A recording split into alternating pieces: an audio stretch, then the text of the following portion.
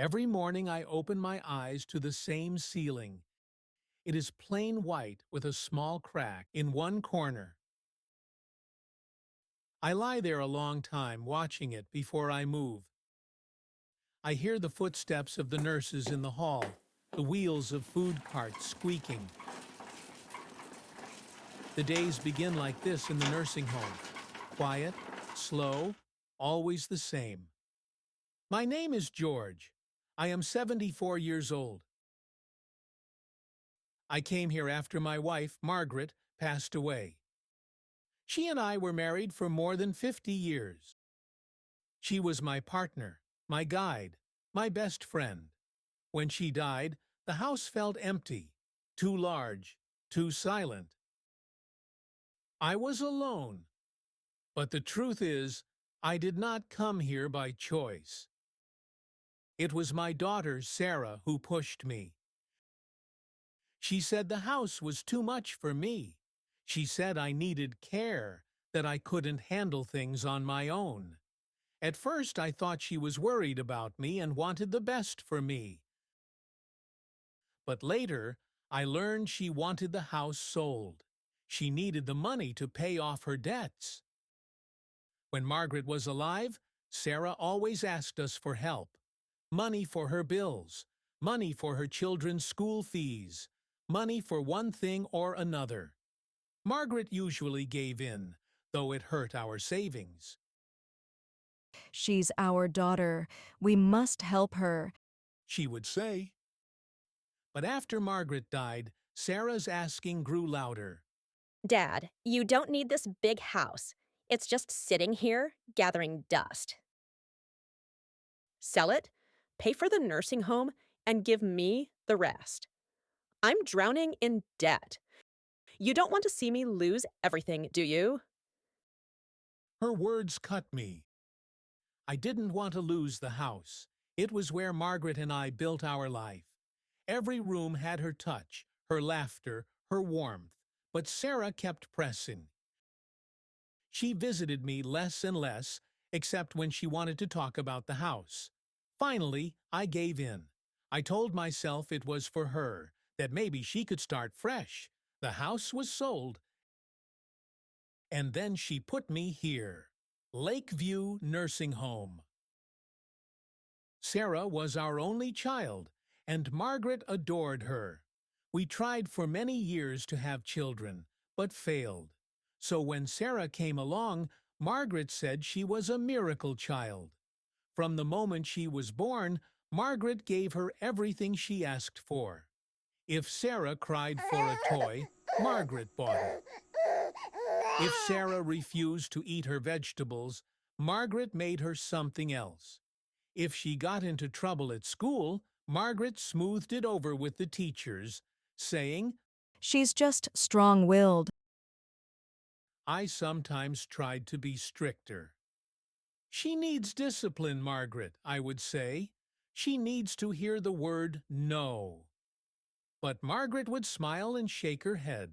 She's our little girl, George. She'll grow out of it. The truth is, she never did. Sarah grew used to getting her way.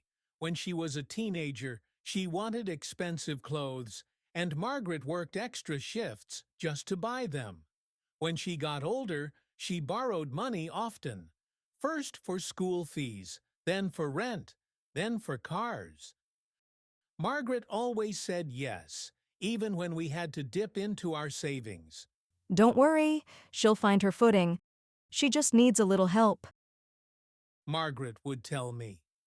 But Sarah never learned to stand on her own. She learned that her parents would always catch her, no matter how many times she fell. And after Margaret died, she turned her eyes on me alone, knowing I was too weak and too tired to fight her off. I still remember the day Sarah stood in my living room with her arms crossed. Dad, this is not going to work. With my job and the kids, I don't have time to keep checking in on you. You can't stay here alone. You'll fall down the stairs or forget to turn off the stove. What then?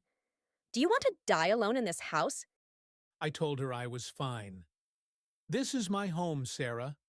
Your mother and I built our life here. Every wall, every picture, it's her. She rolled her eyes. You're being selfish. I'm drowning, Dad. Do you understand? The credit cards, the car loan, the school fees, everything is falling apart.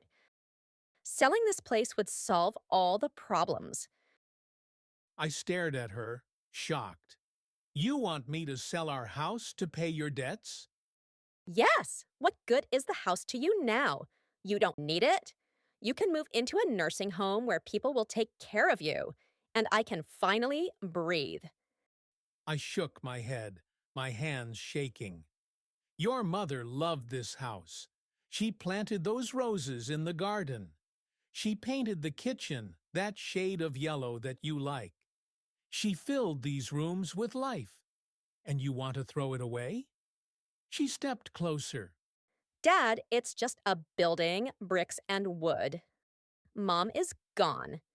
And if you cared about me at all, you'd help me before I lose everything. Her eyes burned into me, full of anger and desperation.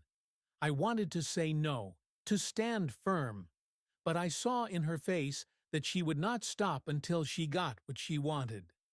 That was the day I broke. That was the day I let her take the papers out of her bag, lay them on the table, and press the pen into my hand. I told myself it was for her, that maybe she could start fresh. I signed the papers, and then she put me in a nearby nursing home. And in that moment, it felt as if I had betrayed Margaret and myself. The home itself is not terrible. The nurses are kind enough. They bring food, they help me with my pills, they smile politely. Most days there are activities like games, music, and painting, but I rarely join. My body is stiff, my hands weak. I mostly sit in my room, staring at a picture of Margaret on my bedside table. One afternoon, a young volunteer named Emily joined me. She is a college student who comes once a week. She sat down and asked me about my life. Did you ever travel, Mr. George?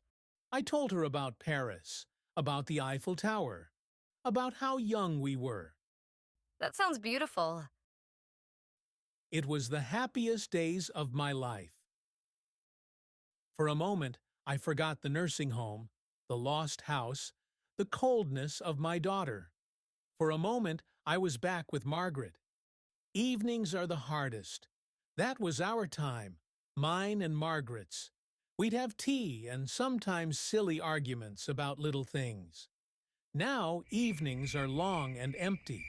I lie in bed, listening to the silence. When I wake, the loneliness weighs on me. Sarah still visits, but rarely. When she does not ask if I am comfortable or if I am happy. She talks about herself. Dad, I'm barely holding on. The bills keep coming. At least the house money helped. Without it, I'd be ruined. I nod, though inside I ache. I want to ask her, did you ever think of me? Did you think of what that house meant? But I don't. I don't want to start a fight. Sometimes she brings her children, but they are restless, staring at their phones, wanting to leave. She scolds them in front of me, as if to show she is trying. But I see the truth. They don't want to be here any more than she does. When she leaves, she hugs me quickly and says, Take care, Dad. I'll be back soon. but soon often means weeks. I have made a friend here, Robert. He is my age. He lost his wife, too. Sometimes we sit together in the lounge watching television. He tells me about his past, about his work, about his children. They don't visit much. Busy with their lives. I guess we're just old news now. He said once. I nodded. I knew the feeling. We gave everything to them. And in the end, what do we get? 4 walls and a bed. His words stayed with me. One morning I woke feeling weak. My chest hurt, and I could not breathe well. The nurse hurried in, checked me, and called the doctor. They told me to rest. As I lay in bed, I thought of Margaret. I wondered if she was waiting for me somewhere, her hand outstretched, her smile ready. That night, I dreamed of her. We were in our old garden. She was kneeling by the flowers, singing. She grabbed my hand and said, Come home, George. I woke up feeling calm, the kind of calm that comes when you know the end is not far, and maybe that is not such a bad thing. Life here goes on, meals at the same time, pills, naps, nurses with kind but distant smiles, the television buzzing in the lounge, and I waiting for the day I will see Margaret again, waiting for peace. Question 1. How old is George? A. 84, B. 80, C. 74.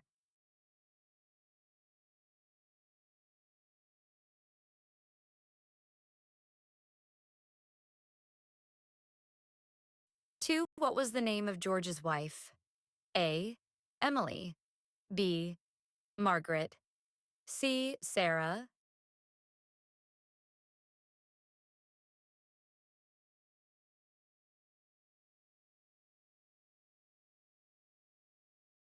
3. Where does George live now? A. With his daughter, B. In his old house, C. In a nursing home.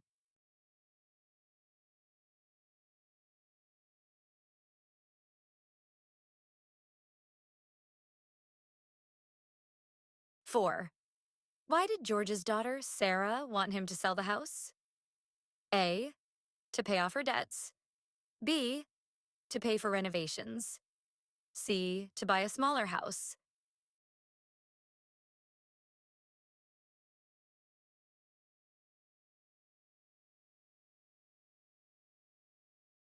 Five. What picture does George keep by his bed? A. His house photo, B. A picture of Margaret, C. A family picture with Sarah and the grandchildren,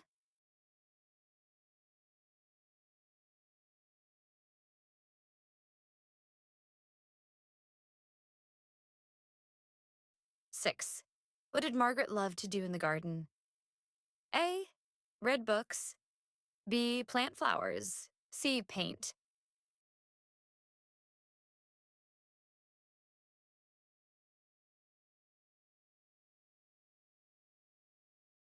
7. Who is Emily in the story? A. A young volunteer, B. A nurse, C. A neighbor.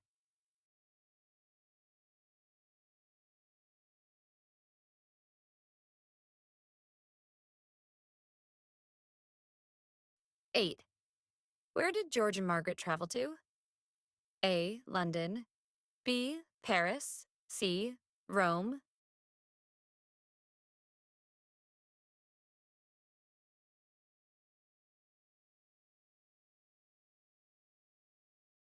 Nine. What is the hardest time of day for George? A. Noon, B. Afternoon, C. Evening.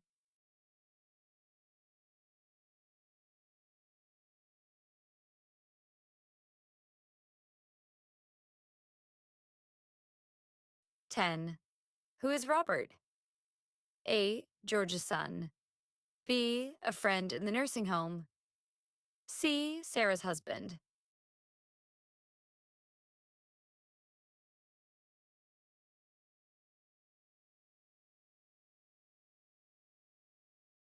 Thanks for watching. Remember to like and subscribe.